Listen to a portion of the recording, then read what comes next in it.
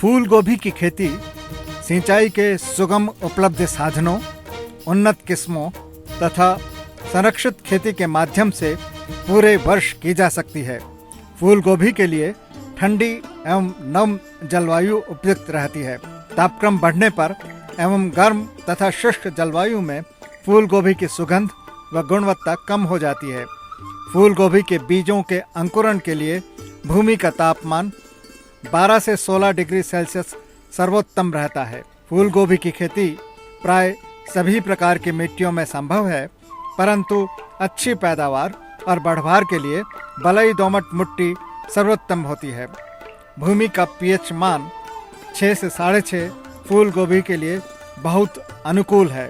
फूल गोभी के साथ लहसुन, गांठ गोभी, पत्ता गोभी, ब्रोकोली, मूली, गाजर आदि की मिश्रित खेती की जा सकती है तथा आलू, प्याज और अन्य सब्जियों के साथ इसका फसल चक्र अपनाया जा सकता है।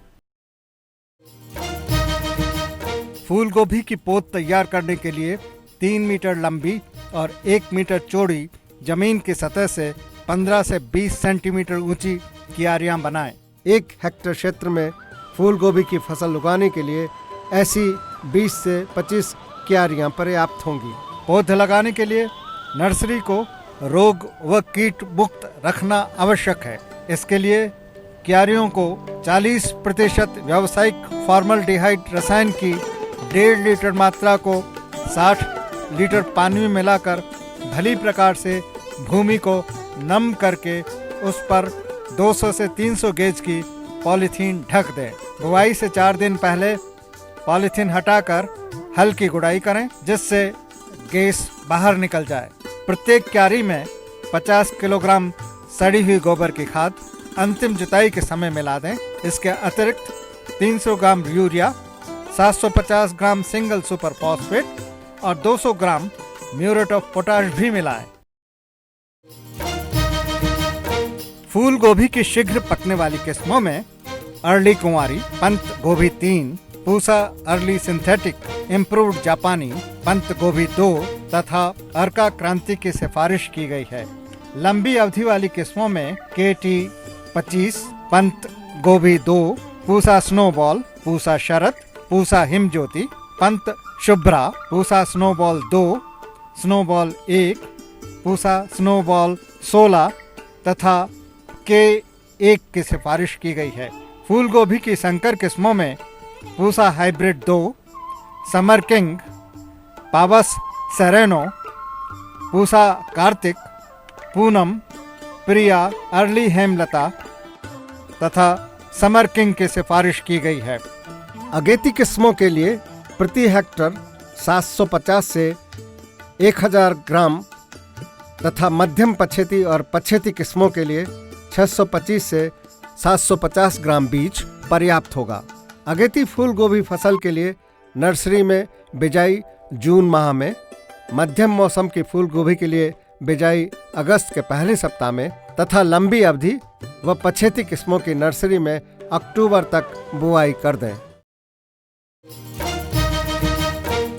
फूल गोभी के बीजों को बिजाई से पहले 30 मिनट तक 50 डिग्री सेल्सियस तक के गर्म पानी में उपचारित करें। फिर बीज को 1 लीटर पानी में 100 मिलीलीटर स्ट्रेप्टोसाइक्लिन का घोल बनाकर 30 मिनट तक भिगो लें। उसके बाद 0.6% ट्राइकोडर्मा के मिश्रण से बीज उपचारित करें। बीजों को कवक जनित रोगों से बचाने के लिए 2 ग्राम कैप्टान या थीरम अथवा बावेस्टीन 3 ग्राम प्रति किलोग्राम बीज की दर से उपचारित करें। क्यारियों में 5-5 सेंटीमीटर की दूरी पर कतार बनाकर एक एक बीज की बुआई करें। बीजों को बोने के उपरांत क्यारी पर कंपोस्ट खाद व बालू के मिश्रण को डालें और उसके बाद क्यारी को घास अथवा पुलाव से ढक दें। 3 दिनों में जब अंकुरण की प्रक्रिया पूरी हो जाए तो पुआल हटा लें और क्यारी को हजारे की सहायता से हल्की सिंचाई दें। 4 से 6 सप्ताह में पौध रुपाई के लिए तैयार हो जाती है। पौधों में रुपाई के समय 3 से 4 पत्तियां होनी चाहिए। अगेती फूल गोभी की रोपाई 45 सेंटीमीटर चौड़ी क्यारियों पर 30 सेंटीमीटर दूरी पर करें। रोपाई से 5-6 घंटे पहले डोलियों के बीच हल्की सिंचाई कर दें। मध्यम व पिछेती किस्मों की रोपाई समतल क्यारियों में 60 बाई 60 सेंटीमीटर तथा 45 बाई 45 सेंटीमीटर की दूरी पर करें। रोपाई शाम के समय करें और रोपाई के बाद हल्की सिंचाई अवश्य कर दें। फूल गोभी के लिए खेत की तैयारी के समय भूमि में 50 से 60 टन गोबर की खाद दें। रासायनिक खाद देने के लिए कुल 150 किलोग्राम नाइट्रोजन, 60 किलोग्राम फास्फोरस तथा 60 किलोग्राम पोटाश प्रति हेक्टेयर की मात्रा की सिफारिश की गई है। उर्वरक अथवा खाद की मात्रा का सही निर्धारण मिट्टी परीक्षण के आधार पर करें। यह सुविधा उपलब्ध न होने पर ही सामान्य सिफारिशों का प्रयोग करें। फास्फोरस और पोटाश युक्त उर्वरकों की पूरी मात्रा और नाइट्रोजन की आधी मात्रा रोपाई के समय पौध की कतारों से 5-6 सेंटीमीटर की दूरी व 5-6 सेंटीमीटर गहराई में ऊर कर दें। फूल गोभी में नाइट्रोजन की शेष आधी मात्रा रोपाई के 40 दिन के बाद पौधों से थोड़ी दूर डालकर गुड़ाई करें। रेतीली हल्की भूमि में खड़ी फसल में नाइट्रोजन 3 भागों में बराबर बांट कर दें। पहली मात्रा पौधा लगाने के 20 दिन बाद, दूसरी मात्रा 40 दिन बाद तथा तीसरी और अंतिम मात्रा फूल आने से 5-10 दिन पहले दें।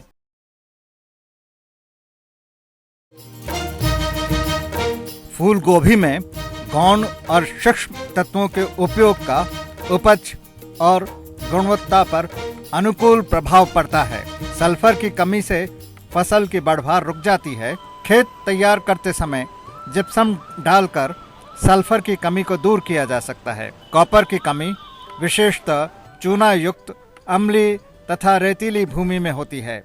कॉपर सल्फेट 5 से 10 किलोग्राम प्रति हेक्टेयर भूमि में मिलाने से कॉपर की कमी दूर होती है। जिंक की कमी को पूरा करने के लिए जिंक सल्फेट 21% जिंक की 20 से 25 किलोग्राम प्रति हेक्टेयर मात्रा को भूमि में मिलाएं। मिट्टी में मैंगनीज की कमी को पूरा करने के लिए 10 से 20 किलोग्राम प्रति हेक्टेयर मैंगनीज सल्फेट मिलाएं। फेरस सल्फेट 10 से 15 किलोग्राम प्रति हेक्टेयर मिट्टी में मिलाने से आयरन की कमी दूर होती है। आयरन सल्फेट 25 से 100 ग्राम प्रति लीटर का पर्णी छिड़काव खड़ी फसल में आयरन की कमी दूर करता है। आयरन पौधों में हरित पदार्थ का महत्वपूर्ण घटक है। फूल गोभी में बोरॉन की कमी से छोटे आकार के धब्बेदार शीर्ष बनते हैं जो बाद में गुलाबी अथवा भूरे रंग के हो जाते हैं। बोरॉन की कमी दूर करने के लिए प्रति हेक्टेयर 800 से 1000 ग्राम बोरेक्स का इस्तेमाल करें। मॉलिब्डेनम की कमी होने पर 800 ग्राम से 1000 ग्राम प्रति हेक्टेयर सोडियम मॉलिब्डेट अथवा एमोनियम मॉलिब्डेट देकर इसकी कमी को पूरा किया जा सकता है। फूल गोभी की सिंचाई में ड्रिप पद्धति के विकास के साथ सिंचाई और पोषक तत्व साथ देने की प्रणाली को भी बढ़ावा मिला है। सिंचाई की यह पद्धति खुले खेत और संरक्षित खेती की दशा में सफलतापूर्वक अपनाई गई है। इस विधि से पानी में घुलनशील उर्वरकों जैसे urea phosphate, sulphate of potash और 18-18-18% घुलनशील खाद को प्राथमिकता दी जाती है। वानस्पतिक बढ़वार की अवस्था में 30 kilogram urea phosphate, 40 kilogram urea तथा 30 किलोग्राम सल्फेट ऑफ पोटाश प्रति हेक्टेयर सिंचाई के साथ दें। फूल बनने की अवस्था पर 40 kilogram urea phosphate, 50 kilogram urea तथा 60 किलोग्राम सल्फेट ऑफ पोटाश सिंचाई के साथ दें तथा फलन की अवस्था में 2 बार 20 kilogram urea phosphate, 25 kilogram urea और 35 किलोग्राम सल्फेट ऑफ पोटाश सिंचाई के साथ दें। उथली जड़ें होने के कारण फूल गोभी को बार बार हल्की सिंचाई देने की आवश्यकता होती है। कम अवधि की किस्मों को सिंचाई 5 से 6 दिनों के अंतर पर करनी चाहिए। लंबी अवधि वाली किस्मों के लिए 8 से 12 दिनों के अंतर पर सिंचाई करें। फूल गोभी में नाली पद्धति से सिंचाई करनी चाहिए। फूल बनने के समय मिट्टी में पर्याप्त नमी हो। खेत में जल निकास का भी उचित प्रबंध होना चाहिए। जल जमाव से खेत में रोगों तथा कीड़ों की आशंका रहती है। फूल गोभी में रासायनिक विधि से खरपतवार नियंत्रण के लिए बैसालीन 2 किलोग्राम प्रति हेक्टर या फ्लूक्लोरोलिन अथवा नाइट्रिलिन 600 से 1000 ग्राम प्रति हेक्टर पौधरोपण से पूर्व मिट्टी में मिलाएं। पेंडिमेथालिन अथवा ऑक्सीडायाजोन 1 किलोग्राम प्रति हेक्टर रोपाई से पहले सतही छिड़काव करें। रोपण के बाद आलाक्लोर 1 किलोग्राम प्रति हेक्टर का छिड़काव खरपतवार नियंत्रण में प्रभावी होता है। फूल गोभी की प्रारंभिक अवस्था में 1 या 2 बार 5-6 सेंटीमीटर गहरी गुड़ाई करें। तेज धूप और अधिक तापमान से फूल पीले पड़ जाते हैं, जिससे बाजार भाव कम मिलता है। फूल को धूप से बचाने के लिए पौधे की बाहरी पत्तियों को मिलाकर फूल के ऊपर बांध दें अथवा निचले चौड़े 1 या 2 पत्ते तोड़कर फूल के ऊपर रख दें। यह क्रिया 4-5 दिन तक ही करनी चाहिए। फूल को ज़्यादा दिन ढकने पर फूल सड़ने लगते हैं। लंबी अवधि वाली कुछ किस्मों में इस क्रिया की आवश्यकता नहीं होती है।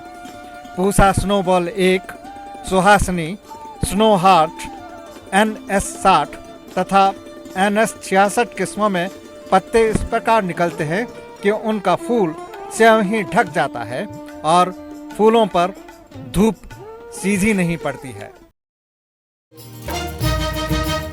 फूल गोभी में हरा कीट और तंबाकू की सुंडी का प्रकोप सबसे ज्यादा होता है। इनकी सुंडी पत्ती की निचली सतह पर रहकर पत्ती की सतह खाते हैं और पत्तों पर छोटे छोटे छेद बना देते हैं। तंबाकू की सुंडी पत्तियों को जालीदार बना देती है। तंबाकू की सुंडी से प्रभावित पत्तियों को सुंडी सहित इकट्ठा कर जला दें। हरा कीट लगने पर नीम के बीज पीसकर उसका 5% घोल 0.1% स्टिकर के साथ मिलाकर 10 दिनों के अंतराल पर 2-3 बार छिड़काव करें। फसल पर 1 लीटर मेलाथियन 500 से 600 लीटर पानी में घोलकर 1 हेक्टेयर पर छिड़काव करके भी इन कीट पर नियंत्रण किया जा सकता है। साथ ही बीच में एक बार बैसिलस थोरेंजाइसिस बायोअप्स के 1 किलोग्राम सक्रिय तत्व प्रति हेक्टेयर की दर से एक बार छिड़काव करें। फूल गोभी की फसल को बीच बीच में चाइनीज पत्ता गोभी अथवा सरसों की 1-2 पत्तियां लगाएं, जिससे मुख्य फसल को छोड़कर कीट उन पर आकर्षित हो सकें।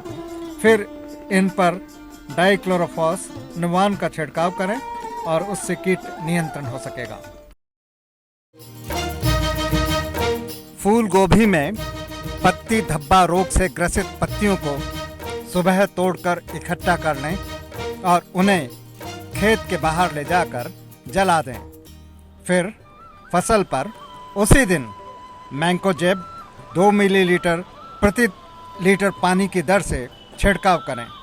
काली मेखला रोग फूल गोभी के तनों पर पंक्तिबद्ध धब्बों के रूप में आता है और तने कमजोर हो जाते हैं, जिसके कारण फूल आने पर वजन न सह सकने से पौधे गिर जाते हैं।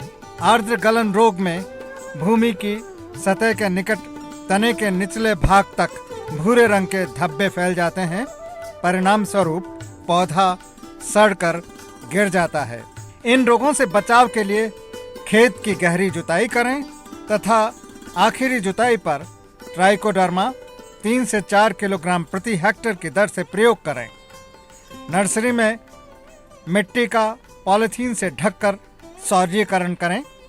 बिजाई से पहले बीजों को स्ट्रेप्टोसाइक्लिन की 100 ppm सांद्रता के घोल में 30 मिनट डुबोकर भिगाएं। नर्सरी में घनी बुआई न करें, इससे पौधशाला में आरंभ होने वाली कई बीमारियों से बचा जा सकता है। रोपाई के समय पौधों की जड़ को 1% ट्राइकोडर्मा के घोल में 10 मिनट डुबो लें। जब फूल उचित आकार के हो जाएं तथा ठोस व परिपक्व हों, तब फूल गोभी की कटाई करें। अगेती किस्में रोपाई के 60 से 80 दिनों बाद कटाई के लिए तैयार हो जाती हैं। इनकी औसत पैदावार 125 से 150 क्विंटल प्रति हेक्टेयर तक प्राप्त की जा सकती है।